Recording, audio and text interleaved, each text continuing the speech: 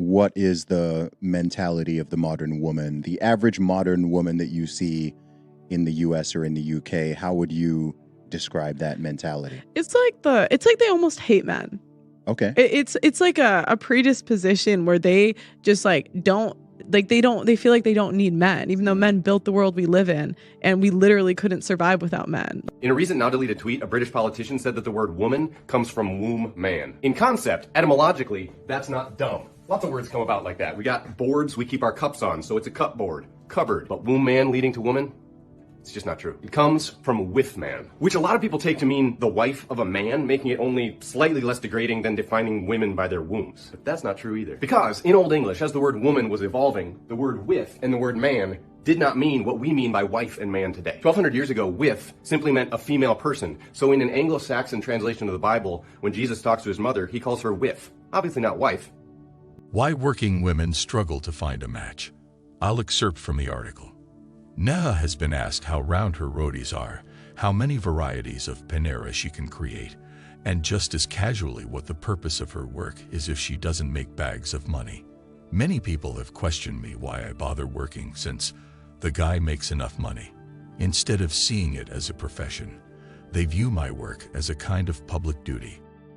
It's become crystal evident to me that my profession is something I'm passionate about and makes me feel satisfied, says the 33-year-old, who claims many of the guys she's spoken with share a similar mentality. It turns out, according to a recent research, the results of an experiment done by Dividar, a doctorate candidate in the Blandneck School of Government at the University of Oxford, indicated that women who have never worked got 15 to 22% more attention than those who desire to continue working in the marriage market. Roughly 99 males will react to a woman who has never done so before. It takes between 78% and 85% of the population to respond to a working woman. Quotes, "The roadies, it would appear, have returned to their respective homes. It appears that Indian males have been taking action while educated and gainfully working Indian women are not able to obtain as many human roosters. Western European guys have not. That, of course, is to take the proverbial red pill and admit that women with careers are a pain in the rear and, in most cases, don't make good candidates for the roles of wife and mother because, well, uneducated women have better attitudes and are generally better at. Every single lady I dated in college thought she was superior to everyone else. I believe that many Indian men have realized that these women do not engage in conventional homemaking, which is something that their moms did and which they want their husbands to do as well. There's something more I've seen about Indian males dating white women, but I've noticed that Indian guys in Canada are becoming more manly than their European counterparts. She was slim and attractive, whereas he had the masculine appearance of a man. But then I looked across the street, and there was Soy Kid. A tatted-up hippo is being walked by, and while she wishes she could wear high heels, the reality is that she would crush anybody in her path with her immense mass. On average, young Indian men lag behind their Western counterparts by a generation. They also tend to have more female parents than male ones.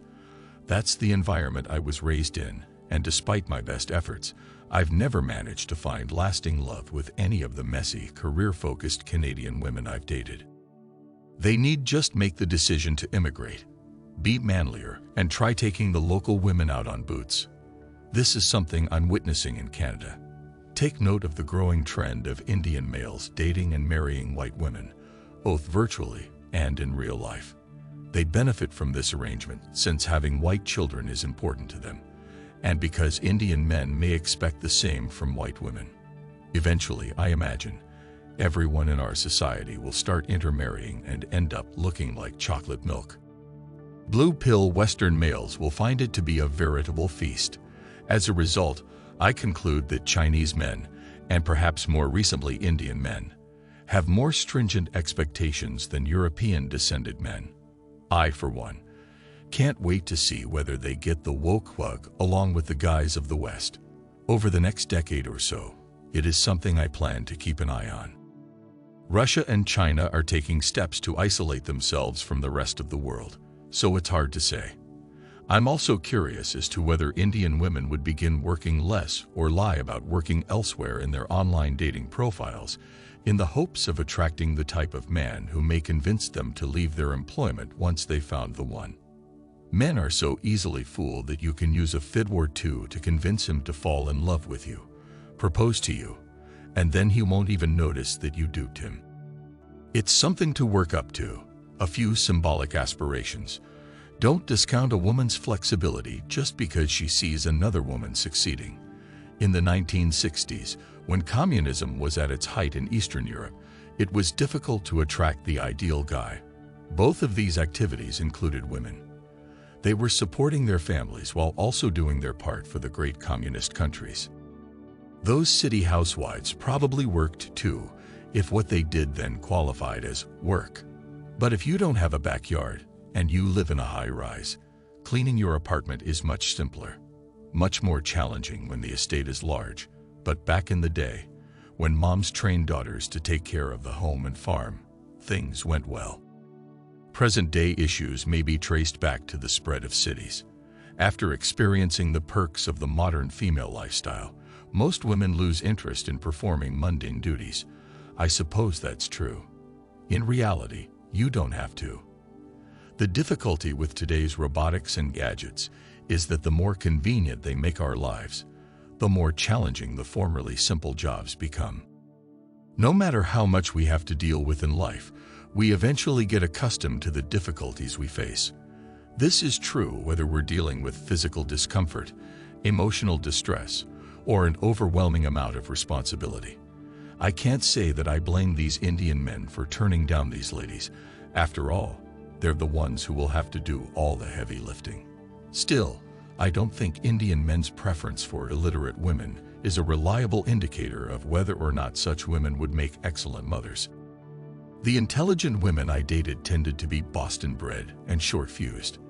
They came out as overbearingly dominant and demanding from the get-go in their pursuit of dominance in the relationship. Perhaps this is what these Indian males are wanting to avoid. A lady with a high IQ who has been taught to think critically will be able to influence you in ways you can't even begin to imagine. They're going to put men in boxes. They look down on working women and make their lives miserable because of it. Because of this, women's inboxes on dating apps are flooded with requests regardless. As long as they weren't arrogant, I didn't mind smart ladies. The only difference I saw was that the idiots kept their mouths quiet, while the wise ones were actually simply arrogant and aggressive because they believed themselves to be smarter than they actually were. Working with ladies who are both stupid as rocks and wealthy is a dream come true for me.